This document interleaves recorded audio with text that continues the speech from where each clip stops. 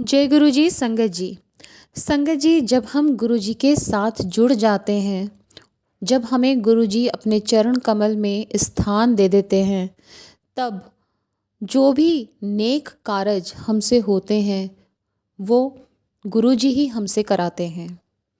भक्ति से जुड़ना, अध्यात्म से जुड़ना और उसके बाद सेवा और सिमरन से जुड़ना, ये सब गुरु जी ही हमें इन सब में जोड़ते हैं, ताकि जो हमारी सोल है वो हील हो सके और हमारा हृदय पवित्र हो सके, साफ हो सके। तो गुरु जी से जुड़ने के बाद जब भी हम सेवा से जुड़ते हैं, हम दान करते हैं, हम किसी की मदद के लिए आगे बढ़ते हैं और सबको माफ़ करना सीख जाते हैं, तो ये उस डिवाइन पावर की वजह से है, वो शक्ति की वजह से है जो गुरु जी हमारे अंदर अपना आशीर्वाद, अपनी कृपा वृष्टि बनाए हुए हैं कि अब हम उनके दिखाए रास्ते पर चलने लगे हैं। संगत जी, पुरानी संगत बहुत सत्संग में मुझे गुड़गांव में भी मिलती हैं, और जब भी गुरु जी के महिमा का जब वो बखान करते हैं, गुणगान करते हैं, तो बस ये लगता है कि बस वो बोलते जाएं और हम सुनते जाएं। संगत बताती हैं कि जब भी कोई विचार हमारे मन में आता है, सुविचार, तो वो गुरु जी ही डालते हैं, वो ऐसे नहीं आ जाता है। और ऐसे बहुत सारे वो बताते हैं इंसिडेंट्स कि गुरु जी संगत को बोला करते थे कि इन आंटी को ढूंढ, वो आंटी आ गई हैं।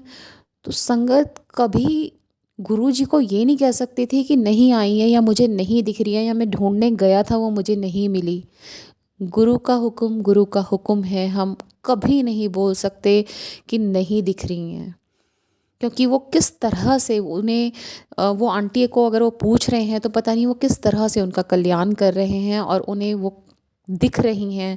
और तो जब भी वो बोला करते थे संगत से कि वो आंटी आ गई हैं, उनको बुला के लाओ, तो संगत तो जानती भी नहीं थी वो कौन आंटी हैं, लेकिन वो हमेशा यही कहते थे जी गुरु जी।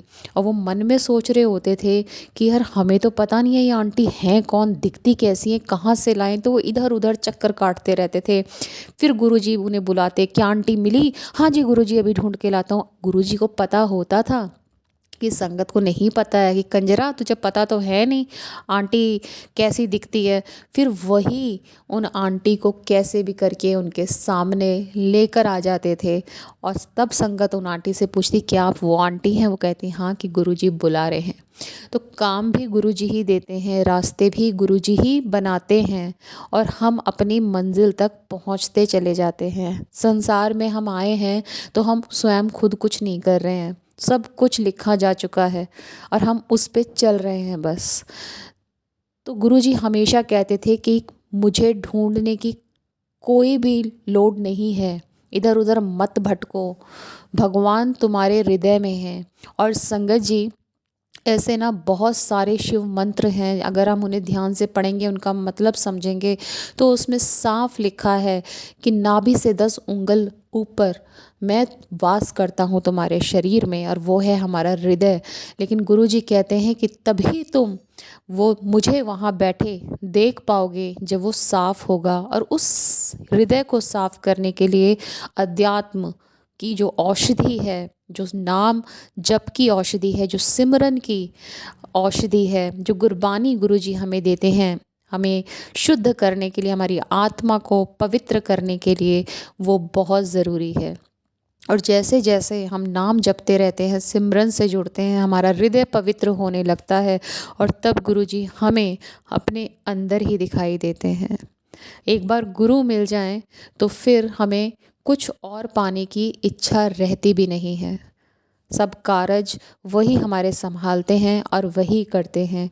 तो संगत जी, सेवा सिमरन से जुड़ें, अपने आप को पवित्र रखें, गुरबानी सुने, गुरु जी की ब्लेस्ड गुरबानी। कभी भी आजकल बहुत ट्रेंड में हो रहा है, सत्संग होते हैं उसके बाद एक डांस का कल्चर सा बना दिया है कि डांस करेंगे। गुरु जी कहते थे एक्सरे हो रहा है, नहीं, शब्द गुरबानी 2 घंटे का अगर सत्संग है, आप पूरा ब्लेस्ड शब्द गुरबानी ही उसमें चलाएं, और कोशिश करें उन्हें समझने की। उसकी एक एक लाइन में बहुत डीप मीनिंग होता है, और सुनिए एटलीस्ट, अगर समझ नहीं आ रही है तो। क्योंकि उसकी जो वाइब्रेशंस हैं, जब वो हमारे कानों से हमारी बॉडी के अंदर जाती है तो हमारी सोल हील होती है, हमारी बॉडी हील होती है। और गुरु जी की ये ब्लेसिंग करने का एक तरीका है। बहुत ही अच्छी औषधि वो हमें देकर गए हैं गुरबानी के रूप में, गुरु की बानी, और वो हमें ज़रूर सुननी चाहिए। जय गुरु जी। शुक्राना गुरु जी।